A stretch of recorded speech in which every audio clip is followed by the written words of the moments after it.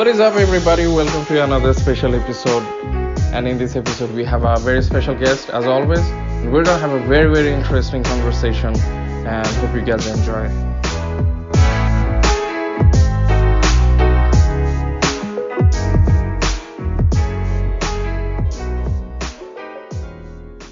On this episode, we have again a very special guest, and he's MD Shohrab. Hey, hi guys. Today is another episode for Navid's show. So we are going to discuss two important topics in iOS platform. One is Protocol and Delegate, and another is Notification Observer. This is pretty much basic, and most probably every interviewer generally asks this kind of question. Even in iOS, a core iOS, Apple has implemented this kind of feature a lot. Even Apple also try to encourage developers, saying that not to use any more object-oriented programming. There are more forces to developer use protocol-oriented programming. And today we thought this will be one of the basic discussion that we can start. Let's start now with I think we can start with knowing basic things about protocol and maybe dive deeper into the concepts of protocol. So what is protocol, and in especially in Swift, how important is protocol? Protocol, we can use adjective in like English literature, like, and if you define a class which will have this kind of adjective, then we can use protocol. For example, we can say like fish is kind of animal, and animal such kind of adjective that you can use swim. So fish can swim, and like it also stay in water. This is another kind of adjective you can use. So as per Apple documentation, if you say a protocol is a list of method of declaration that is not bound to any one class, it's actually defined couple of methods, which I said like adjective, and then some other class will adopt it. And delegate, protocol and delegate basically use one-to-one class communication. For example, class 1 want to assign a task to class B, and class A wants, after class B complete his task, he needs to notify class A. So how it will going to be happen?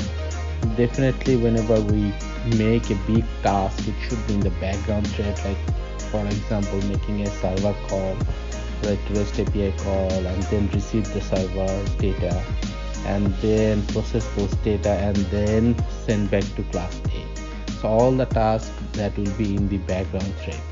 So class A make a call to class B, saying that, hey, can you just fetch those data from the server, and after you complete your data fetching, just notify me in this delegate method. So those delegate will be their one-to-one class. For example, there may be a couple of delegate.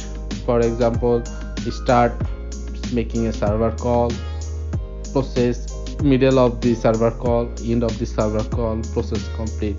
So these are the delegates. So always remember, whenever interviewer asks when you are going to use protocol delegate, it should be one-to-one class communication. So let's move to notification observer now. Okay, so people, I think we got some basic idea on protocol and also delegates.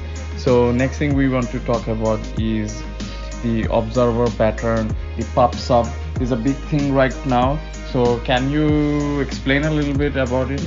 Yeah, notification observer is similar kind of protocol and delegate, but one key difference is in notification observer, it's one to many class communication.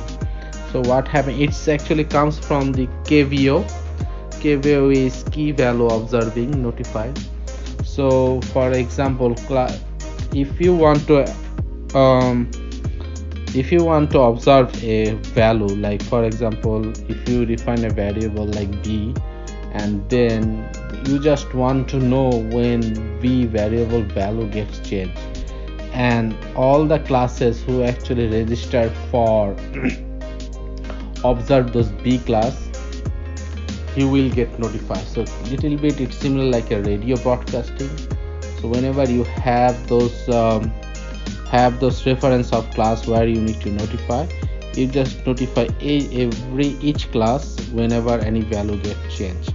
So one in a single line, the difference between protocol and delegate versus notification observer, it's whenever we need to communicate one-to-one class, then we are going to use protocol and delegate.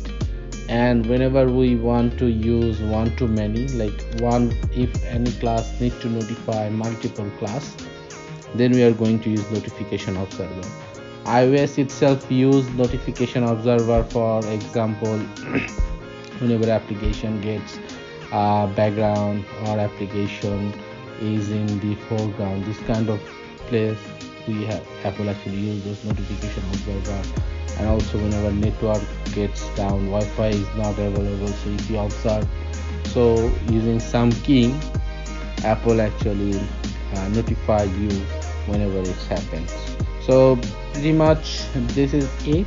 And this question definitely it asked nowadays in interviewer, either you are a freshers or junior level or senior level, this kind of design pattern is implemented, definitely you will be faced this kind of question. Alright, I think that was great topic we talked about today in this episode, and hopefully everyone got to learn a few new things. Hopefully we'll bring alright, thanks a lot Mr. MD Shohrab for coming to the second episode. Yeah, thank you, and we'll try to find out new topics and comes to you, and that will help your audience to face interview questions and answers. Alright, thanks a lot everybody. Signing off.